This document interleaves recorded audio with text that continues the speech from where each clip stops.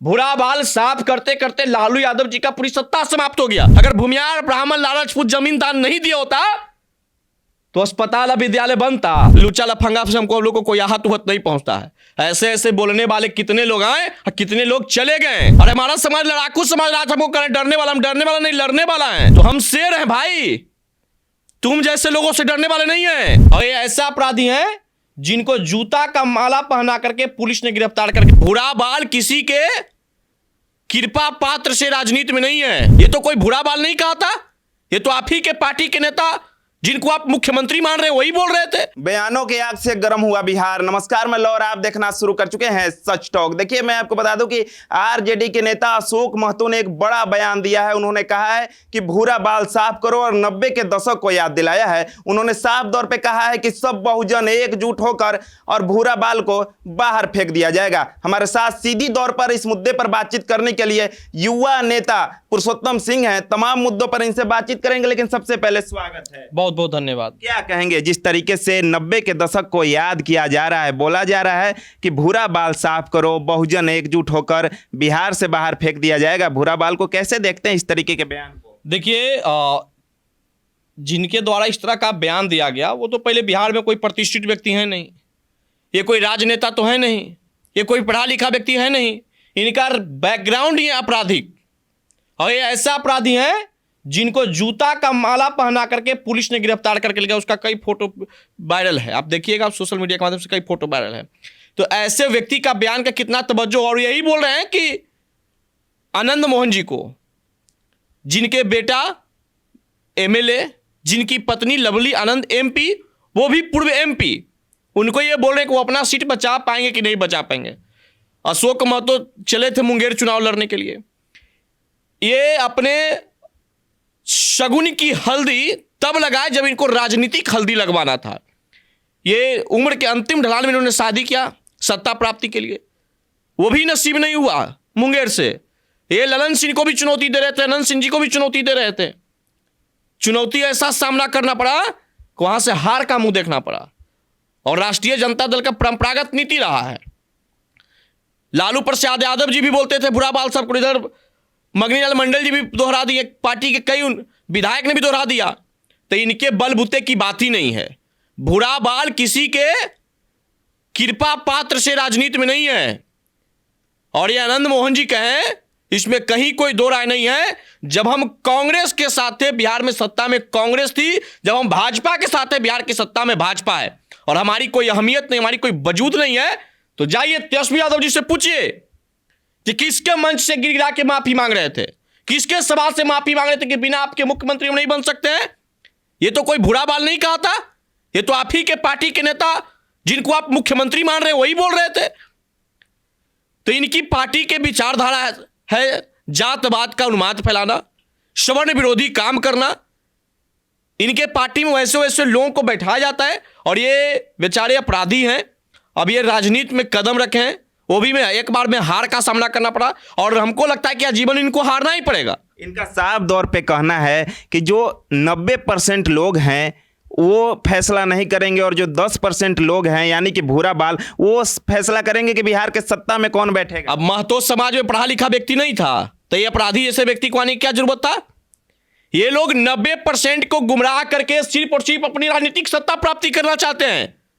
90% किसके शासन काल में दलित, शोषित, वंचित, कुंचित को वोट देने का अधिकार छीना गया?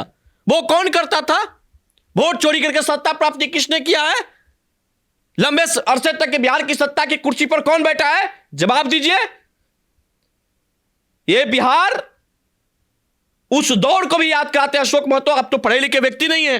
खैर, आप जैसे व्यक्ति पे हमको बयान देना भी अपने आप पे शर्मिंदगी महसूस करते हैं। खैर, बयान आप पे इसलिए दे रहे हैं कि आपको राजद ने आपकी पत्नी को मुंगेर लोकसभा निर्वाचन क्षेत्र से अपने पार्टी का प्रत्याशी बनाया, तब मैं आपको बयान दे रहा हूं। नहीं तो आप जैसे अपराधी छवि के व्यक्ति को हम जवाब दें, यह मुझे शोभा नहीं देता है। और ये आप अपने मन से यह हटा लीजिए, आपकी गलतफहमी है। भूरा बाल साफ करते करते लालू यादव जी का पूरी सत्ता समाप्त हो गया, और आपकी क्या औकात है, क्या भूरा बाल साफ कर देंगे? आप अशोक महतो जी को बार बार अपराधी आखिर क्यों कर रहे हैं? तो क्या कहें, अयोध्या हनुमानगढ़ी मठ के मठाधीश कहें, क्या इनको कहें? अयोध्या राम मंदिर में पूजा करते थे, क्या करते थे? इनका आपराधिक छवि है तो अपराध कर रहे हैं। और जो अपराधी है उसको क्या कहेंगे कि अपराधी नहीं है? स्वतंत्रता सेनानी कह दें, स्वतंत्रता अग्रणी आंदोलनकर्ता कह दें, जो आपकी भूमिका रहा वही कहेंगे। और 90% को गुमराह मत करिए। बिहार के एक ऐसे भी मुख्यमंत्री इसी समाज ने पैदा किया, डॉक्टर श्री कृष्ण सिंह जी, जो जमींदारी प्रथा के खिलाफ लड़े, जिन्होंने देवघर के मंदिर में दलितों को प्रवेश कराए। किसने, किसके द्वारा यह किया गया बताइए जरा। अरे पढ़िए लिखिएगा तब ना पता चलेगा। खाली मीडिया में हा करके अनाप शनाप जातिवाद उन्माद फैला करके आप चाहते हैं कि सत्ता प्राप्त हो जाए, तो ये आपको नसीब नहीं है। कुछ लोग तो ये वीडियो उम्र के ढलते ढलान में आपने शादी इसलिए किया कि आपको राजनीतिक सत्ता मिल जाए, वो भी में आप फेल हो गए। और इस प्रकार का भाषा रहेगा, भाषा पे संयमता नहीं रहेगा, अमर्यादित भाषा रहेगा, आप आजीवन इस बिहार के किसी भी सदन में आप नहीं जा सकते हैं। कुछ लोग तो ये वीडियो देखने के बाद कहेंगे कि आखिर आपको क्यों इतना मिर्ची लग रही है, क्यों आखिर आपको दिक्कत हो रहा है इस बयान के बाद। अब जहां हम बिहार के बढ़ता बिहार की कल्पना कर रहे हैं, जहां हम बिहार में इंफ्रास्ट्रक्चर डेवलपमेंट की बात कर रहे हैं, जहां हम बिहार को बेहतर बिहार बनाने की बात कर रहे हैं, जहां बिहार में वसुधैव कुटुंबकम के रास्ते पे चल रहे हैं, अब उस बिहार में कोई आकर के जातिवाद फैला दे, एक दूसरे को अपने लाभ के लिए एक दूसरे को लड़वाए, तो इसमें मिर्ची लगने की क्या बात है? जवाब देंगे। ऐसे लोगों पे कार्रवाई करना चाहिए, और नहीं तो राष्ट्रीय जनता दल के एक्शन ले कि अशोक महतो जी ने जो भी बोला वो सही बोला। उसके बाद 25 का आगामी विधानसभा चुनाव है, फरिया लें दोनों मिलके कि क्या होगा जे सवर्णों पर कोई क्या आहत पहुंचेगा इस तरीके के? देखिए, हमने सवर्ण तो ये सब ऐसा लुचा लफंगा से हमको लोगों को कोई आहत उहत नहीं पहुंचता है। ऐसे ऐसे बोलने वाले कितने लोग आए और कितने लोग चले गए, कितने आए कितने चले गए। इनके नेताजी भी लगातार भूला बाल साफ करो, बुरा बाल साफ करो करते करते बेचारे का सत्ता इतना साफ हो गया कि उनके एक पीढ़ी को सत्ता के लिए संघर्ष करना पड़ा था। इससे लोगों से हमको आहत होगा? ये कहाँ ये सब बातें नरगल बात बोलते हैं। अशोक महतो जैसे लोगों की बातों से अगर हमको हाथ पहुंचने लग जाए, और कुछ लोग की ये बात हम तो देख रहे थे, कुछ लोग कुछ ही से बिहार में पत्रकारिता के नाम पे जातिवाद कर रहे हैं। वैसे लोगों ने कहा कि अब 10% वाली की क्या औकात है भाई। तो देखिए, संख्या पे घमंड उसको होता है जो संख्या पे राज करना जानता है।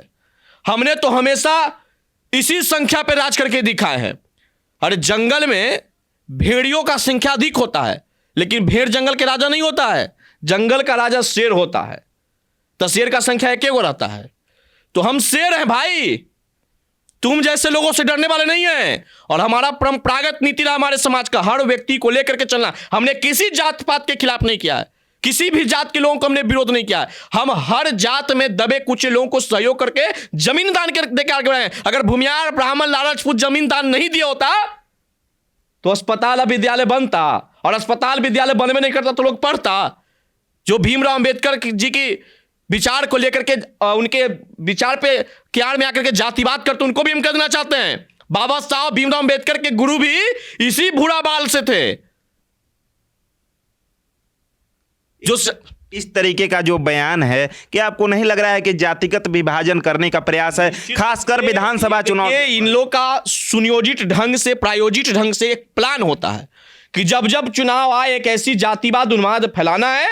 और खैर, ऐसे ऐसे नेता राजद में बैठ के इस तरह की भाषा बोलेंगे तो तेजस्वी यादव जी लगातार लंबे समय से संघर्ष सत्ता के लिए कर रहे हैं। पता नहीं कितना वर्ष इनको संघर्ष करना पड़ेगा, ये मुझे भी मालूम नहीं है। क्या तेजस्वी यादव तक ये सब बातें नहीं पहुंचती है क्या? क्या लग रहा है? अब पहुंचता है। अगर इस पर रिएक्शन आप नहीं करते, कार्रवाई नहीं करते, तो इसमें मजा आपको आ रहा है। तो मजा आ रहा है तो सजा भुगतना होगा। मजा भी और सजा भी ना, ये कैसे हो सकता है? दोनों एक साथ नहीं होता है। अगर मजा आप ले रहे हैं तो सजा भी आप ही को भुगतना पड़ेगा। सत्ता के लिए संघर्ष करते रहिए, करते रहिए। ऐसे ऐसे अनपढ़ लोग को आप अपने पार्टी में पाल के रखेंगे तो यही आपकी हालत होगी जो आपके पास हालात है। पढ़ा लिखा लोग आपसे जुड़ेंगे तब ना। और संख्या पर जिनको हमको संख्या कम होने पे जो हमको बार बार ये कहते हैं, बस उनके लिए यही काफी कहते हैं कि संख्या पर आज वही करता है जो अनपढ़ होता है, बेवकूफ होता है। मेरा समाज बुद्धिजीवी समाज है, मुझ समाज से आते हैं जिस समाज ने सबको साथ लेकर के कैसे सहयोग करना है वो जानता है। और सब्जी में आलू और फूलगोभी का संख्या अधिक होता है, लेकिन एक चुटकी बिना नमक के सब पूरा सब्जी फीका पड़ जाता है। तो 10% वो परसेंट है कि बिहार के राजनीति में रहेंगे तबे स्वाद होगा, और नहीं रहेंगे तो उसका पूरा राजनीतिक स्वादहीन हो जाएगी। घमंड नहीं ना घमंड उमंड नहीं है, हम तो कह रहे हैं कि हमको घमंडे नहीं है, हमको घमंड नहीं है। घमंड तो इन लोग को 90 इसने एक भी गरीब दलित शोषित वंचितों के लिए काम नहीं किया है, और हमको गर्व है, घमंड नहीं, हमको गर्व है कि हमारे समाज के जितने भी नेता शीर्ष नेतृत्व पर पहुंचे, शीर्ष स्थान पर पहुंचे, उन्होंने सबको साथ लेकर के समावेशित विकास किया। हमको इस बात का गर्व है। लेकिन इन लोग को तो 90% होने का घमंड है, तो 90% होने का घमंड है, लेकिन आप उस जो जाति से वो आते हैं उसी जातिया के गरीब को ये देखना नहीं चाहते हैं। हम तो कहते हैं कि अशोक महतो के पास इतना शोषित वंचितों के लिए पीड़ा है, तो आप अपनी पत्नी की जगह महतो समाज से आने वाले गरीब पढ़ा लिखा युवा के आप क्यों नहीं राजनीति में ला रहे हैं? तो मूर्ख बना रहे हैं, सबको अपराध का पाठ पढ़ा रहे हैं, तो आपसे डरने वाला हम कहाँ हैं? 90 के दशक में कौन क्या करता था बिहार जानता है। 90 के दशक में आप रामायण नहीं पढ़ रहे थे, हनुमान चालीसा का पाठ नहीं कर रहे थे, और आप देश आजादी के आंदोलन में जेल नहीं गए थे। आपका पूरा कुंडली है, आप 90 के दशक में क्या कर रहे थे जे। आइए बदल गया बिहार। आप जो 90 कह करके दलित शोषित वंचित को गुमराह कर रहे हैं, वो जानता है कि उसके साथ अन्याय किसने किया है। एक सीधा सवाल होगा, राजद सुप्रीमो लालू प्रसाद यादव के बारे में यह कहा जाता है कि पहले दलित गरीब वर्ग के लोगों को खटिया पर नहीं बैठने दिया जाता था। लालू यादव जब सत्ता में आए तब उन्होंने ये काम किया कि लोग उन्हें खटिया पर बैठने देना चाहते हैं, पैर में जूता वो लोग पहनते हैं। इस बयान को कैसे देख रहे हैं, पूरे प्रकरण को? अब तो दो चीज स्पष्ट करना होगा कि संविधान का देन है कि लालू जी का देन है। यही लोग कहता है कि नहीं, संविधान का देन है कि दलित शोषित वंचित का आवाज बुलंद हुआ, अब फिर यही करा कि लालू जी का देन है। तो पहले तो दो चीज तय करिए कि संविधान ने यह देन दिया कि लालू जी ने देन दिया। और लालू जी के यहां इनके शासन काल में स्कॉर्पियो लूट लेना, फर्नीचर दुकान से फर्नीचर लूट लेना, कपड़ा के दुकान से कपड़ा लूट लेना, यह भी इनका ही देन, ये भी आप गुणगान करिए, यह भी इनका ही देन है। और दलित शोषित वंचित इनके सरकार में कितने शोषित हो, इनका जरा कुंडली खंगला दिखा लीजिए, तभी तो लालू जी सरकार में नहीं है। तो आप कहां देख रहे हैं कि दलित शोषित वंचित लोग बिहार छोड़ के भाग गया, खुशहाल जीवन जी रहा है। अंबेडकर छात्रावास लालू जी बनवा दिए थे, किसका जमीन में बना है? लालू जी की जमीन में बना है। जमीन लेके नौकरियां बांटे तो वही जमीन में क्या है? तो ये लोग सिर्फ और सिर्फ जनता को गुमराह किए हैं। ये लोग के पास कोई एजेंडा नहीं, लोग के पास कोई मुद्दा नहीं, लोग के पास कोई काम ही नहीं है, इन्होंने गुमराह किया है। अरे दलित शोषित वंचितों की आवाज, दलित शोषित वंचितों के लिए लड़ाई बिहार के प्रथम मुख्यमंत्री डॉक्टर श्री कृष्ण सिंह जी लड़े थे, जिसमें बिहार में काफी चरम सीमा पे जात पात था। देवघर के मंदिर में दलितों को प्रवेश कराया तो मामूली बात थोड़े, जहां चरम सीमा पे जात पात था वहां भी सामाजिक विरोध को झेलते हुए उन्होंने इस प्रकार का अलग जगाया था बिहार में। ये लालू जी कब किए हैं इस तरह का काम? आरजेडी के लोग तो कहते हैं कि लालू प्रसाद यादव सामाजिक न्याय के नेता हैं। अब यही हम तो सामाजिक न्याय की परिभाषा बिहार में दे दिए हैं कि सिंगापुर वाली बेटी को सारण से टिकट, डॉक्टर मीसा भारती को पाटलिपुत्र राज्यसभा से टिकट, दोनों बेटियों के मंत्री, तो इससे बड़ा सामाजिक न्याय और क्या हो सकता है? चलिए चलते चलते एक अंतिम सवाल है। जिस तरीके से अशोक महतो ने सीधा सवाल किया, सीधा जवाब दिया कि 10% वाले लोगों को बाहर फेंक दिया जाएगा, 90% के बहुजन एकजुट होकर, तो क्या डर जाएंगे क्या? इसके बलबूते से ऊपर की चीज है, इसके औकाते में नहीं सब चीज है। डरने वाला हम हैं, और हमारा समाज लड़ाकू समाज, राज हमको करें डरने वाला, हम डरने वाला नहीं, लड़ने वाला है। इसका आतंक से भी लड़े थे, इसको सबक सिखाए थे, चुनाव भी लड़े मुंगेर से, सबक सिखाए हैं, और आगे जहां भी प्रयाल सबक सिखा देंगे लोकतांत्रिक तरीके से। चलिए, तो अभी आप सुन रहे थे युवा नेता पुरुषोत्तम सिंह को। फिलहाल सच टॉक्स का ये वीडियो आपको कैसा लगा कमेंट बॉक्स में जरूर बताइएगा, और अच्छा लगे तो शेयर जरूर करिएगा। धन्यवाद।